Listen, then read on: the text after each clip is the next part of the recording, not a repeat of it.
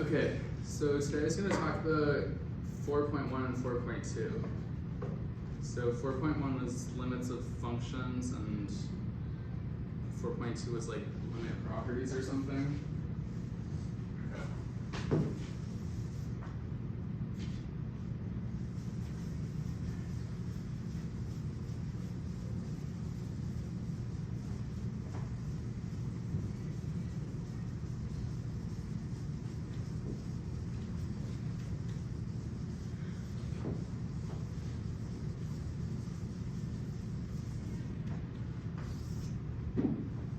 So, 4.1, question 4.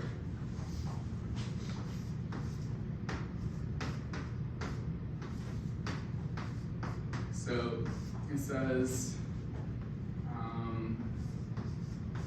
let f be a map from R to R,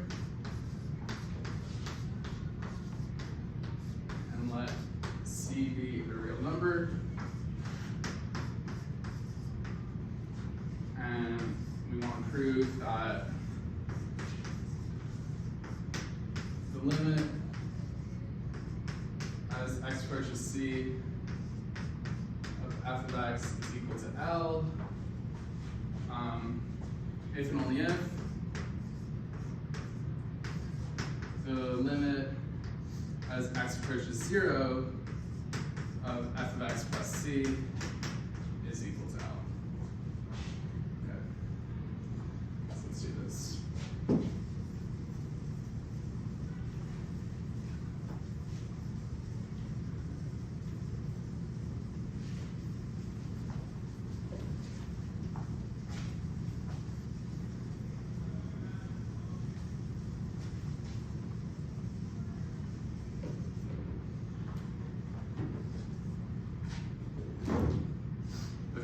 So to set biconditional, so let's first prove this assumption. We're going to assume that the limit as x approaches to c of f of x is equal to L. Okay, so we want to show that the limit as x approaches 0 of f of x plus c equals L. So this is an epsilon condition, okay? So what should the first line we write be? Anyone? Yeah. Were you gonna say that? Yeah, sure. Okay, exactly. So we're just gonna say let epsilon greater than 0. Okay, and already on an assignment or whatever, if I see that, I'm giving you a whole bunch of points. Okay, so by your assumption on this limit,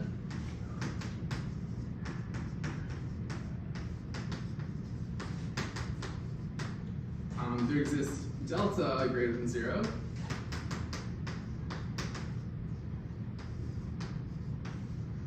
Exists delta greater than 0.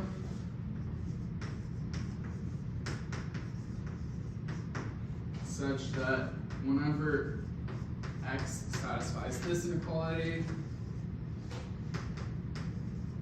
f of x satisfies this inequality. That's just using the definition of that limit. Okay, so we want to talk about the limit of x going to 0. In fact, let me just write this as a y instead. Let's do it that way. Y equals 0, y plus c. Okay, so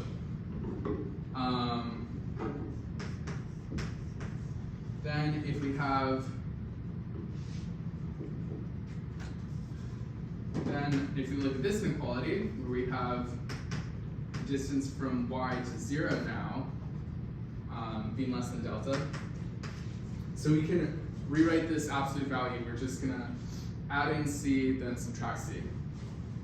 So this looks like y plus c minus c. Just like this, okay? And now we're kind of thinking of this as being our x. Okay, so we use this simple little trick here. So when 0 is less than modulus of y minus 0 is less than delta. So this implies, okay, so just using this implies f of x minus L, but now our x is y plus c, so this implies x plus c minus L. This implies this, less than epsilon.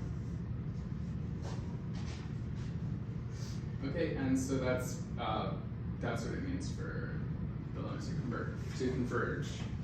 So this proves this direction.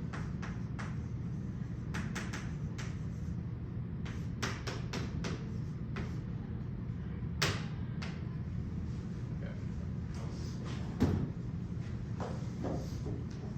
All right. Maybe a bit fast there. Any questions? Yeah. You said a y minus 0, right? So use the c to get the c and yours make it x. I'm sorry, what's the question? Like you have y minus 0, did you just choose that so that you could do the c minus c trig to get x? Yeah, so, yeah, basically, the reason we're using y minus 0 is because we're looking at the limit as y goes to 0. So the condition on y is we want something like 0 less than y minus 0 less than delta. So in order to establish this limit, just looking at the definition, in order to establish this limit, you need to show for any epsilon greater than 0, there exists delta greater than 0, such that if this holds, then this holds. That's what it means for this limit to converge. Does that kind of answer your question? Yeah. So like in this case, the delta we're using for both limits is the same delta. And the other direction looks basically the same.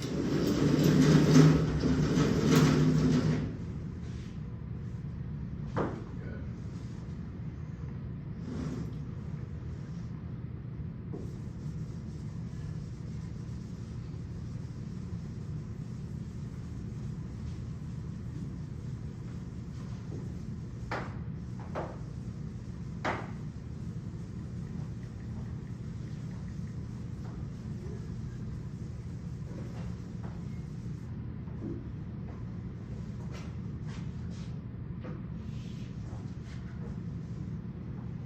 So the other direction, again, is basically the same thing. So now we're going to assume the limit as x goes to 0, or let's use y again. As y goes to 0 of f of y plus c is equal to f of x, or is equal to L. And now we want to conclude that the limit as x approaches t of f of x equals L. So again, I'm going to let epsilon greater than 0, applying the definition of this limit, then there exists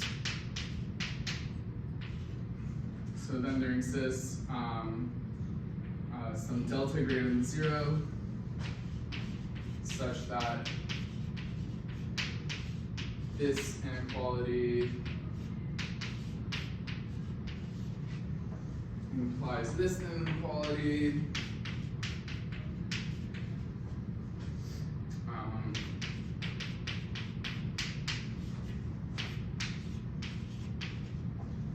F of y plus c. Okay. And so now we want to look at this difference. So we want to do the same sort of trick before. We knew something about the difference x minus c, and we concluded something about the difference y minus 0. Now, let's look at x minus c and get something about y minus 0. Okay.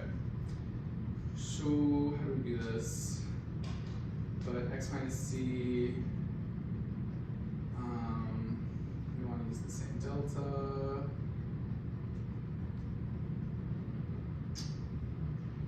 Oh, okay.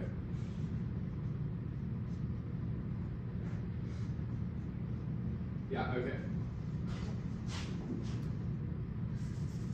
So what we're gonna do, so if our y is equal to x minus c, then this inequality, 0 less than this absolute value, this becomes the same thing as x minus c. So if this happens, if you have this inequality, then this implies, okay, so just substituting x minus c in for our y here implies the absolute value of f of x minus c plus c minus L. So just canceling out the c's here, this is equal to the absolute value of f of x minus L is less than epsilon. Okay, so that's how you do this direction.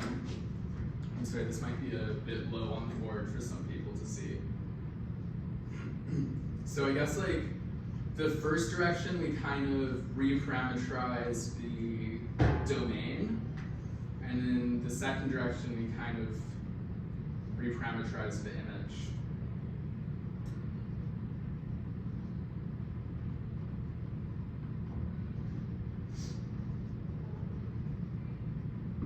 So like for the first direction, we're kind of making the substitution x equals y plus c. This first direction. We kind of make this sort of substitution, and in the second direction, we're making this substitution.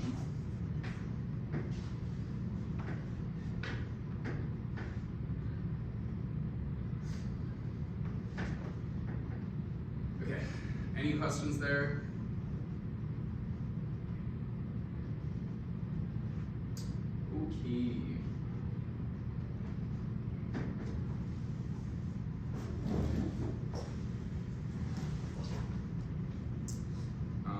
Okay. Okay. So let's see, what's a good one? That's a good one. Did you guys do much on, like how far in the textbook are you guys at this point? I think we're in like the 5. Oh, you made it to 5 already? Well, we were talking, last lecture we were talking about continuous, yeah, so I think we made it. Yeah, we're in 5. You're in 5? Okay. And maybe, okay. I prepared questions up to 4.2, so not quite caught up to 5. Let's see then. Okay, let's do a question from 4.2. So, oh, I just dropped my chart. Let's go back. Let me just look at this textbook. So, let's see. 4.2 is limit theorems. 4.3, some extensions of the limit concept. Okay, then it goes on to 5. I guess like chapter 4 is actually really short compared to the other chapters. So chapter 5 is already continuous functions. Okay. But in chapter 4.2, you're kind of secretly doing continuous functions already. All right, let's see, what do I have here? We just did this annoying sort of epsilon thing. So let's do,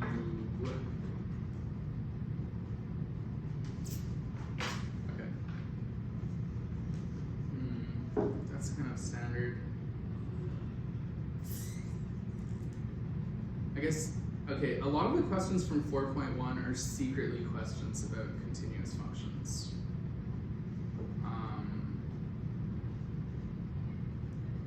So 4.1,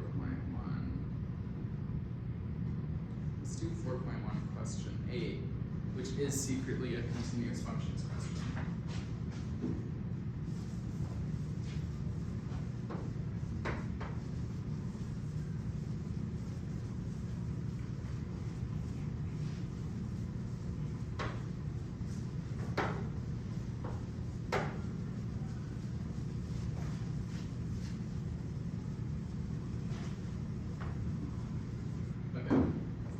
So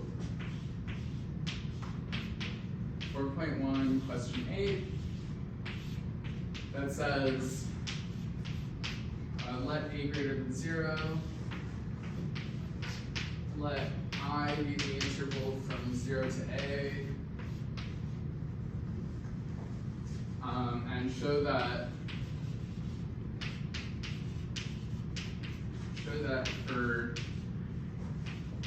x and c in this interval, we have the following inequality being satisfied. So that was x squared minus c squared is less than or equal to 2a times x minus c. Sorry, my writing got a little bit small towards the end there. And then the question says conclude that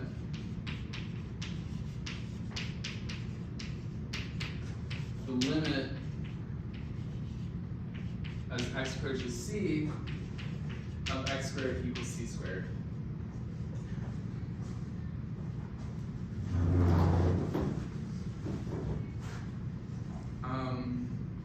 Okay, so before we actually do the exercise, you guys have seen a bit of chapter 5, which means you guys have spoken a bit about limits, or about continuous functions. So what does this tell us about the function x squared? What can we conclude about the function x squared in the lingo of chapter 5?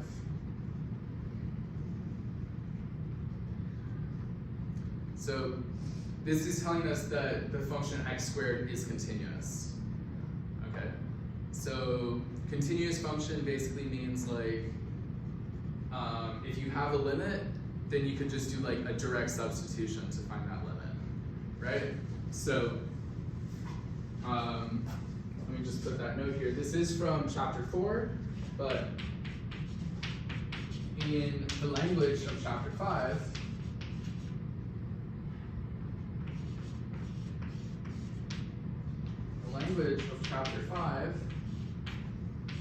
this says x squared is continuous.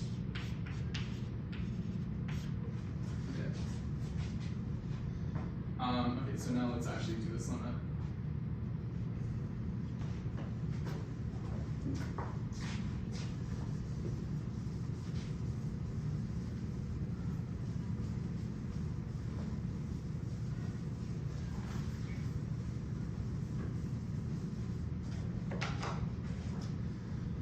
Okay, so we have a difference of squares here, right? This difference of squares, x squared minus c squared. So when you see a difference of squares, your instinct right away should always be to decompose this difference of squares as such. Okay, and now I'm going to note that, so x and c are both in this interval I, that's just one of our assumptions. This interval I is the interval from 0 to a.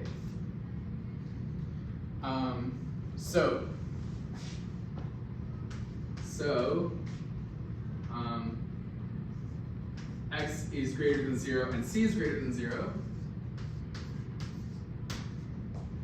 which then implies that x plus c is greater than 0. And then this implies that the absolute value of x plus c is just equal to x plus c. Okay. So a little bit of work there. And now we're going to plug that into what we have up here. So this implies that absolute value of x squared minus c squared becomes absolute value of x minus c times just regular x plus c. Okay.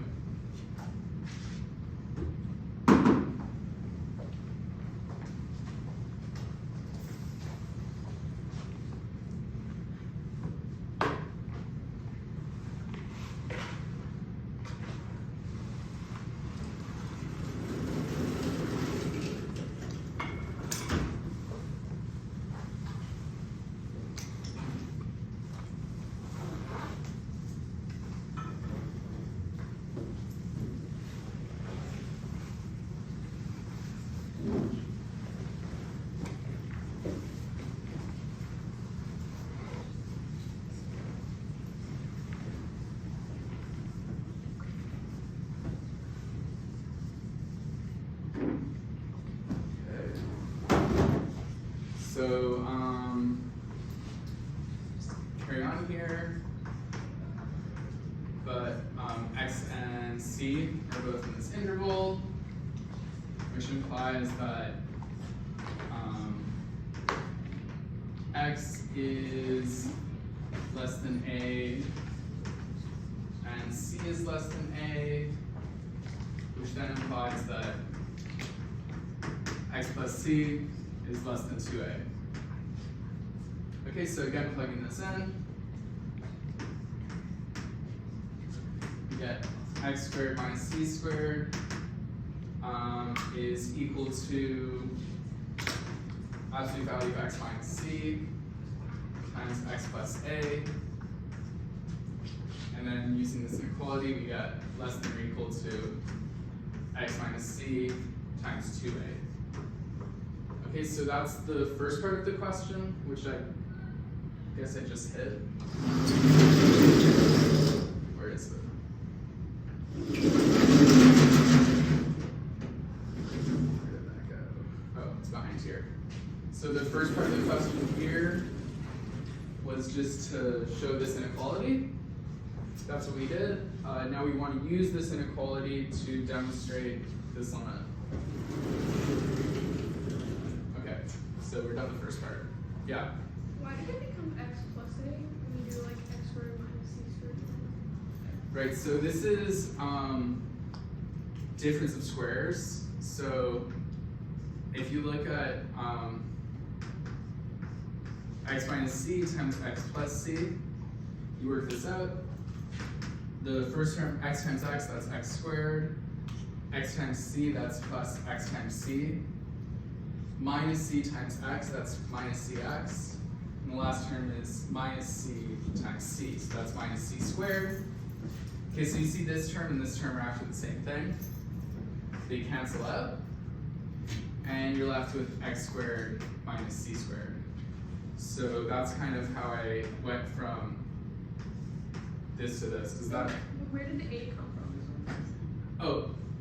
Why did that become x plus a? That would be a typo. Oh. So I apologize for that. And thank you for catching that. Okay. So I think that's the only place I made that typo. Okay, so a little typo there. But we're using this x plus c less than 2a to get that here. Okay. Thank you for pointing that out.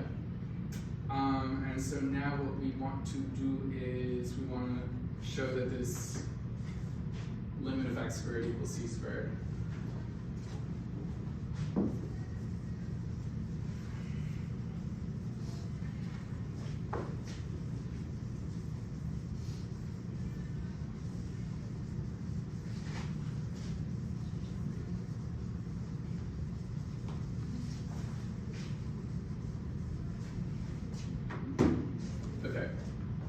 So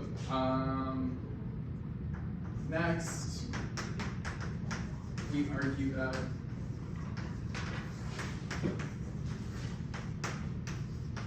the limit as x approaches c of x squared is equal to c squared. Okay. So again, when you're demonstrating a limit, the first thing is almost always to write let epsilon greater than 0. So what we want is we want to find delta greater than 0 such that this inequality, 0 less than x minus c less than delta, implies this inequality, x squared minus c squared is less than epsilon. Okay, so we want to choose this delta a little bit carefully. Okay, so we do want to use this inequality that we just derived, right? We want to use this somehow. Okay, so we want x and c to be in the interval I, right? So this interval I was defined to be the interval from 0 to a. Okay, so that's the first sort of condition on our delta. We want it to be in this interval.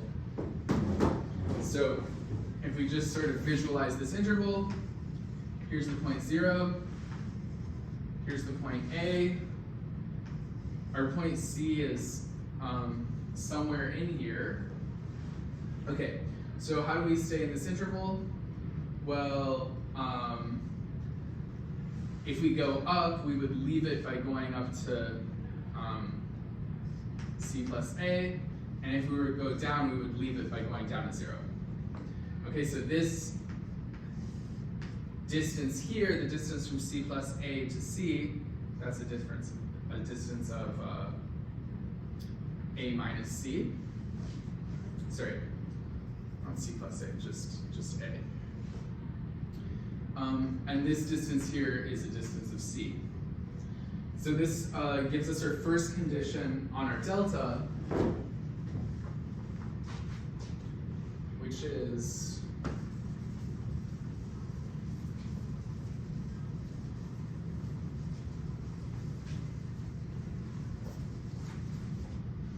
we're going to, let's call it delta naught. Let delta naught equal the minimum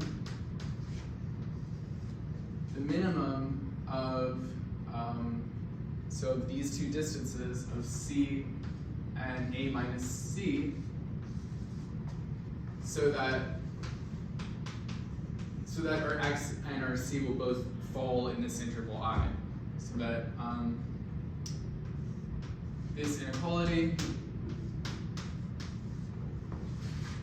this implies X and C are both in this interval I from 0 to A. Okay, so that's our first condition on delta.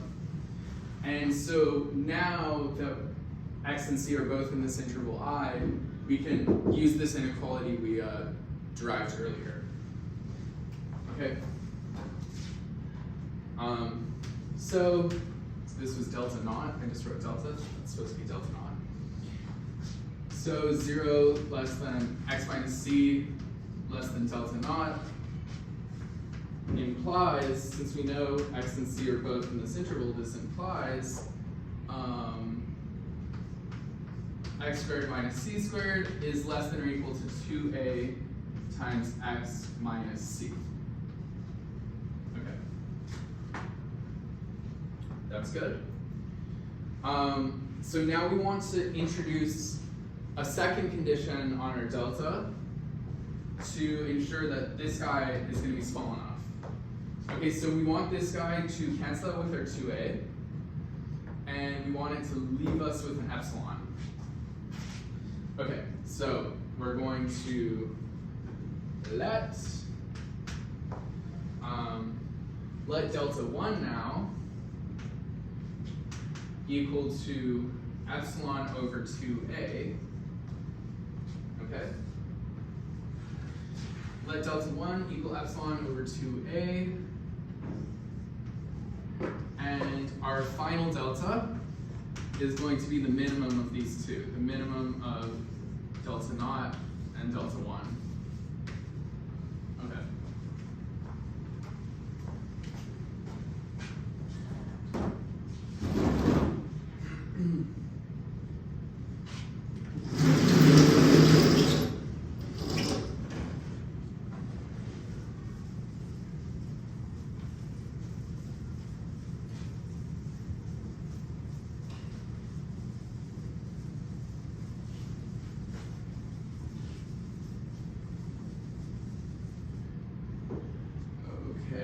So, then when we're in this range, 0 less than x minus c less than delta implies both inequalities, so implies 0 less than x minus c less than delta naught, and 0 less than x minus c less than delta 1. So this is just since the delta we chose is less than or equal to delta naught and less than or equal to delta 1. Okay, that's why we use the minimum there. Okay, so with both of these conditions being satisfied, so x minus c is in this interval from 0 to a, which implies that x squared minus c squared is less than or equal to x minus c times 2a. Okay, so that's what we found before. But now this is assumed to be less than delta, and our delta is less than or equal to delta 1, and this was epsilon over 2a. Okay, so we get a further inequality here. This becomes less than epsilon over 2a times 2a, which is just equal to epsilon. Okay, so we found our delta, and that completes the proof.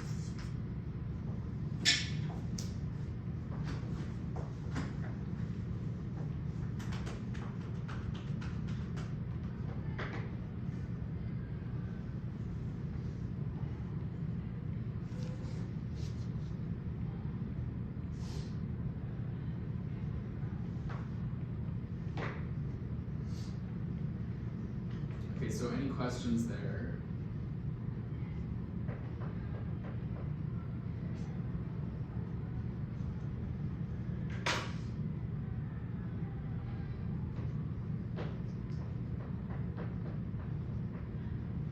So if you see something like x squared minus c squared, use the difference of squares. There's another exercise. I don't think I'll have time to do it all, but there's another exercise where they want you to do the square root of x being continuous. And maybe I'll just say what the trick is for that.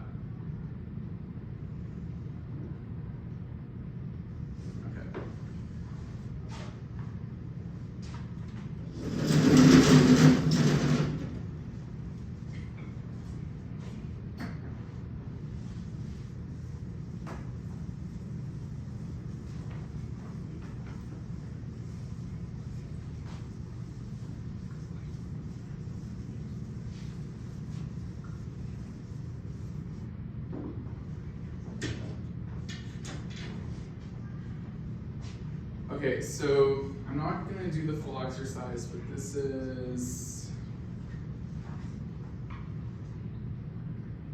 question 8. So 4.1, question 8. So this says show that for c greater than 0, the limit of as x approaches c, the square root of x is equal to the square root of c. Okay. First of all, in the language of chapter 5, what is this telling us about the square root function?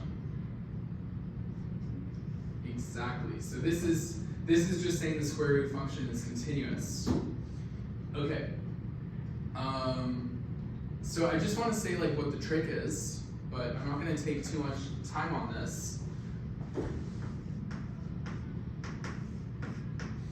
Okay, so we want to work with the inequality square root of x minus square root of c. Okay, when you see a difference of square roots, you always want to multiply by the conjugate. Okay, so the trick when you have a difference of square roots is almost always to do one of these. Multiply the top and bottom by the square root of x minus the plus the square root of c, and divide that by the square root of x plus the square root of c. Okay, and then on the top, you're sort of forcing a difference of the squares. So on the top, you would get x minus c. This is kind of looking something like our delta. And then there's this stuff on the bottom you have to deal with.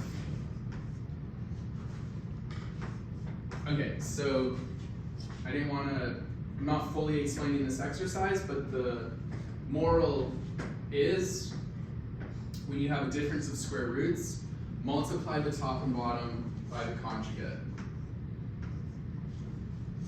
And I don't know what you guys have on upcoming assignments or tests or anything, but I think this exercise, the square root of x, is pretty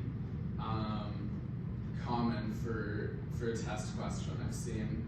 I think I had this as a test question back in the day. So, and I think I've seen a lot of professors put this on tests. So maybe do this one. But I'm not going to. Yeah.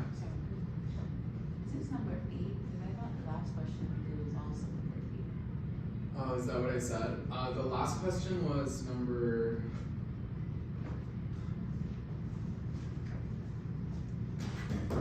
This one's question 8. The last one was question 5. I might have written 8 by accident. Okay, so the last question was question 5 from 4.1. And I apologize if I wrote the wrong question number. Okay, so once you have this trick, the argument is quite similar to the argument we just made for question 5. But it's so similar that I don't really want to go through it all. I don't have much time. Okay, so maybe let me talk about this other one from 4.2 real quick.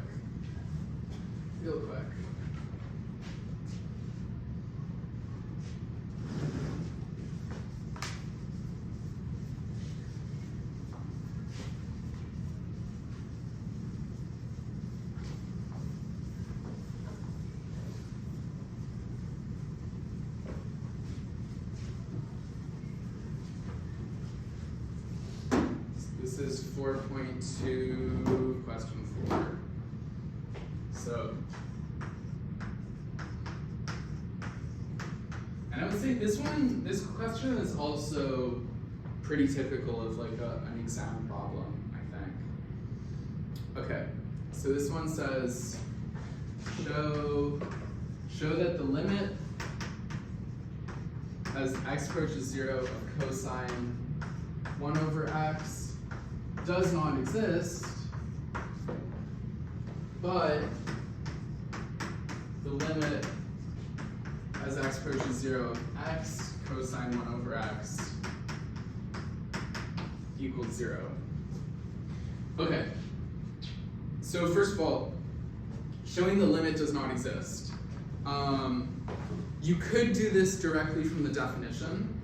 So you could show there's some epsilon such that for any delta there exists x. You could do this very convoluted thing directly from the definition, but there's a much easier way. Okay, so let me just go over that real quick. So solution. So the limit of a function equals L if and only if for any sequence converging to C, but not equal to C. So for any sequence converging to C, we have a sequence f of xn converging to L. Okay, and so this is a theorem from the textbook. This would be 4.1.8.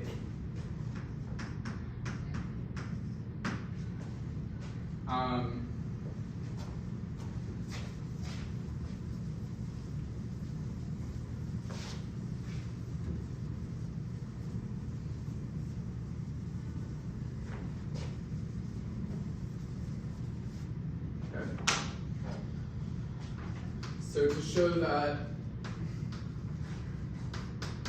show that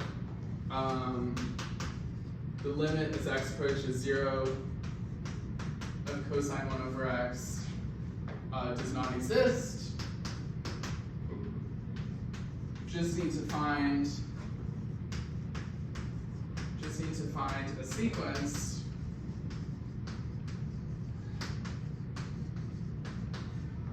xn converging to 0, not equal to 0, such that the limit as n goes to infinity of cosine of 1 over xn does not exist. So this is kind of a fast way of doing it. Although doing it directly from the definition would probably be more or less equivalent. Okay.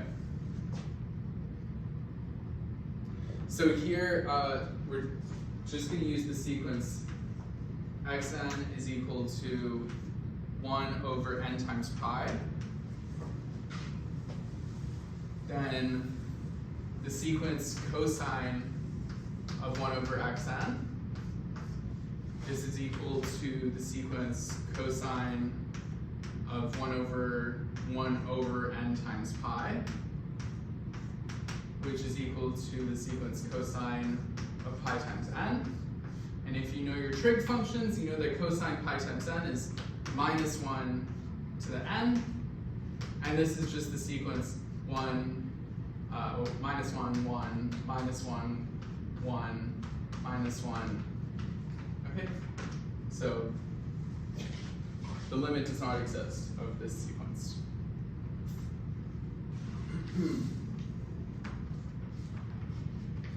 Okay, so that answers the first part. Maybe I'll just say something super quick on the second part. These last 3 minutes.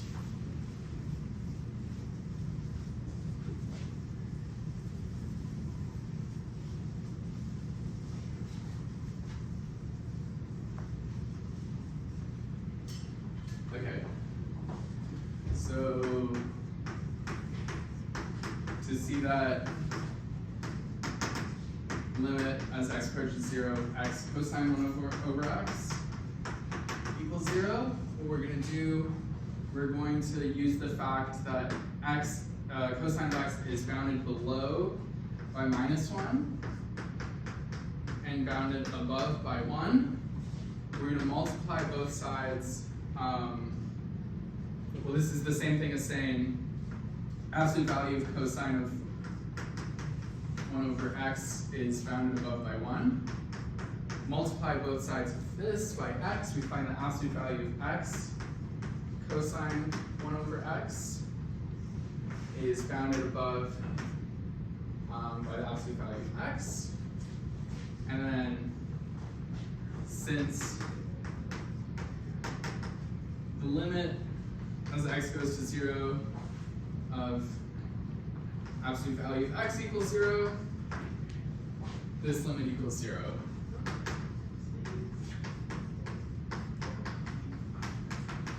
By squeeze theorem. So the other, to prove this limit, use the squeeze theorem. So maybe going a bit faster, but we don't have much time.